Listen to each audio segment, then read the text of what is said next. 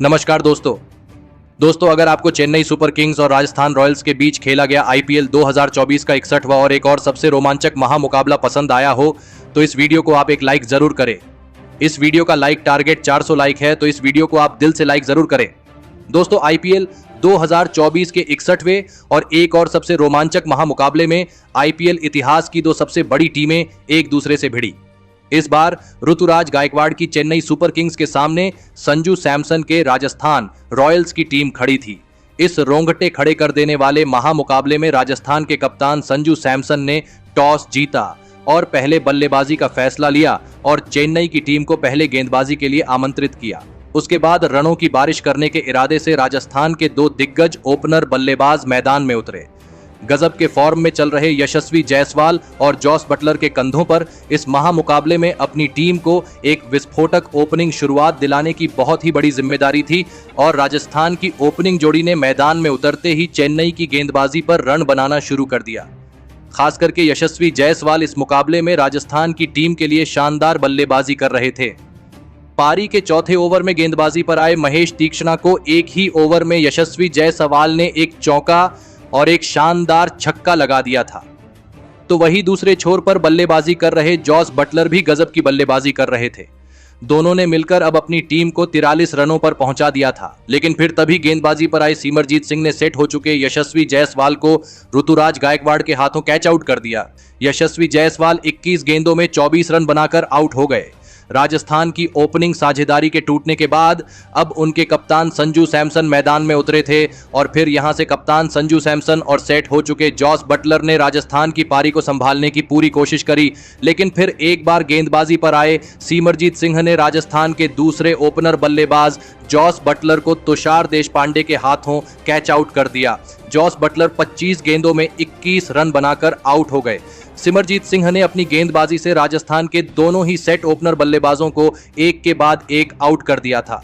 अब बल्लेबाजी के लिए बेहतरीन फॉर्म में चल रहे रियान पराग मैदान में उतरे थे और रियान पराग ने आते ही एक शानदार छक्का लगाकर अपना खाता खोला था और फिर यहां से संजू सैमसन और रियान पराग ने मिलकर चेन्नई की इस खतरनाक गेंदबाजी के सामने राजस्थान की डगमगाई पारी को संभाल लिया और रन बनाने शुरू कर दिए।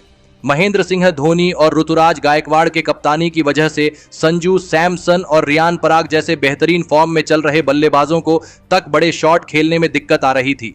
दबाव राजस्थान की बल्लेबाजी पर था, लेकिन फिर भी कप्तान संजू सैमसन और रियान पराग की यह जोड़ी रन बनाने से नहीं चूक रही थी। लेकिन फिर एक बार महेंद्र सिंह धोनी ने कप्तान ऋतुराज गायकवाड़ को सिमरजीत सिंह को गेंदबाजी पर बुलाने को कहा और सिमरजीत सिंह ने आते ही सेट हो चुके राजस्थान के कप्तान संजू सैमसन को ऋतुराज गायकवाड़ के ही हाथों कैच आउट कर दिया।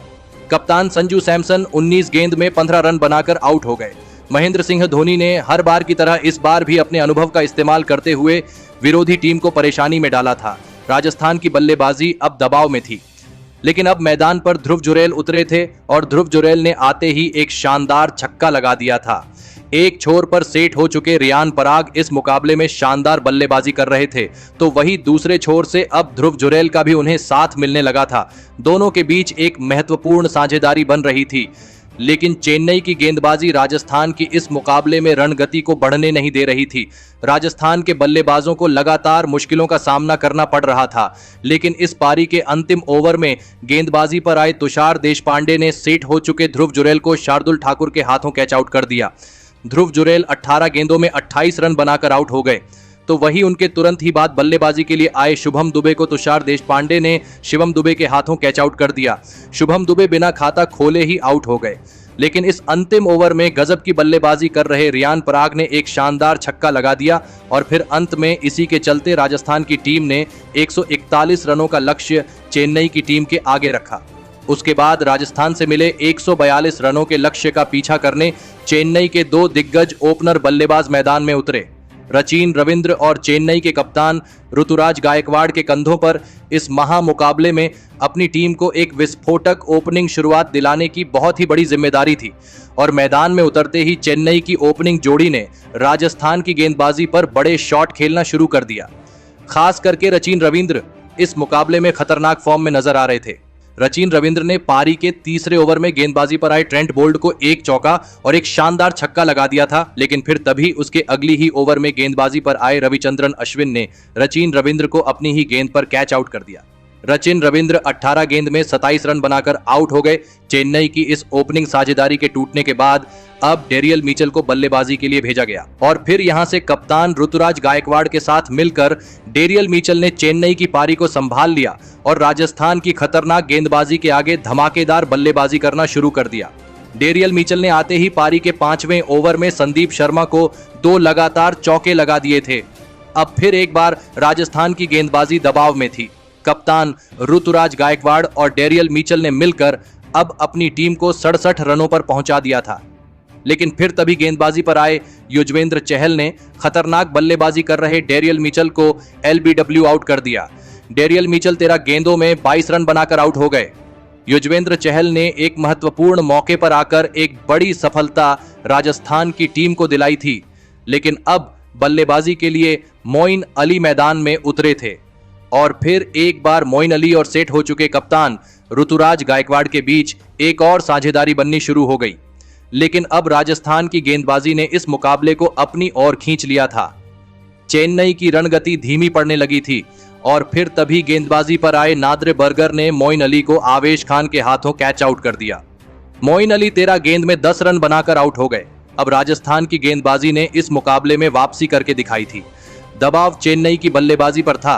अब मैदान पर शिवम दुबे उतरे थे और शिवम दुबे ने आते ही पारी के 14वें ओवर में गेंदबाजी पर आए रविचंद्रन अश्विन को 2 चौके और एक शानदार छक्का लगा दिया था। शिवम दुबे ने एक ही ओवर में पूरा मुकाबला पलट दिया था, लेकिन रविचंद्रन अश्विन ने अपनी इसी ओवर में खतरनाक बल्लेबाजी कर रहे शिवम दुबे को रियान पराग के हाथों कैच आउट कर दिया। शिवम दुबे 11 गेंदों में 18 रन बनाकर आउट हो गए, लेकिन इस ओवर में शिवम दुबे की खतरनाक बल्लेबाजी ने अब चेन्नई की वापसी करवा दी थी। अब बल्लेबाजी के लिए रविंद्र जडेजा को भेजा गया। अब चेन्नई को आखिरी 5 ओवरों में जीत के लिए सिर्फ 26 रन चाहिए थे। चेन्नई आसानी से यह मुकाबला जीत सकती थी, लेकिन तभी रविंद्र जडेजा ऑब्स्ट्रक्टिंग फील्ड के लिए आउट हो गए। रविंद्र जडेजा 5 गेंद में 6 रन बनाकर आउट हो गए। अब यहां पर राजस्थान की गेंदबाजी के पास इस मुकाबले में वापसी करने का बढ़िया मौका था, लेकिन अब बल्लेबाजी के लिए समीर रिजवी मैदान में उतरे। अब आखिरी 4 ओवरों में चेन्नई को जीत के लिए 21 रन चाहिए थे। अभी भी चेन्नई के कप्तान ऋतुराज गायकवाड़ एक छोर पर एक लाजवाब कप्तानी पारी खेल रहे थे। अब इस पारी का 17वां ओवर डालने आए संदीप शर्मा के इस ओवर में नए बल्लेबाज समीर रिजवी ने एक शानदार चौका लगाया और इस ओवर में चेन्नई को 8 रन मिल गए। अब चेन्नई को जीत के लिए आखिरी 3 ओवरों में 13 रन चाहिए थे, लेकिन अंत में कप्तान ऋतुराज गायकवाड़ और समीर रिजवी ने राजस्थान की गेंदबाजी को वापसी करने का कोई भी मौका नहीं दिया और अंत में कप्तान ऋतुराज गायकवाड़ की इसी लाजवाब बल्लेबाजी के बदौलत चेन्नई की टीम ने इस रोमांचक मुकाबले को 5 विकेट से जीतकर अपने नाम कर लिया। दोस्तों, इस रोंगटे खड़े कर देने वाले महामुकाबले को जीतकर चेन्नई की टीम ने खुद को अभी भी इस टूर्नामेंट में जीवित रखा है, लेकिन चेन्नई की इस जीत में सबसे बड़ी भूमिका निभाई उनके कप्तान ऋतुराज गायकवाड़ की बल्लेबाजी ने। जी हां दोस्तों, एक छोर से जहां चेन्नई की बल्लेबाजी खराब प्रदर्शन कर रही थी, वहां पर कप्तान ऋतुराज गायकवाड़ ने हार नहीं मानी और अंत तक अपनी टीम के लिए राजस्थान की गेंदबाजी से लड़ते रहे। कप्तान ऋतुराज गायकवाड़ ने इस मुकाबले में 41 गेंदों में 42 रनों की नाबाद कप्तानी पारी खेली और इसी के चलते अंत में चेन्नई की टीम इस करो या मरो वाले मुकाबले को जीत पाई। तो दोस्तों, आपको कप्तान ऋतुराज गायकवाड़ की यह धमाकेदार बल्लेबाजी कैसी लगी और आप उनकी इस अद्भुत कप्तानी पारी के लिए उन्हें 10 में से कितने अंक देना चाहेंगे? आप अपनी राय नीचे कमेंट में देना बिल्कुल भी ना भूले। धन्यवाद।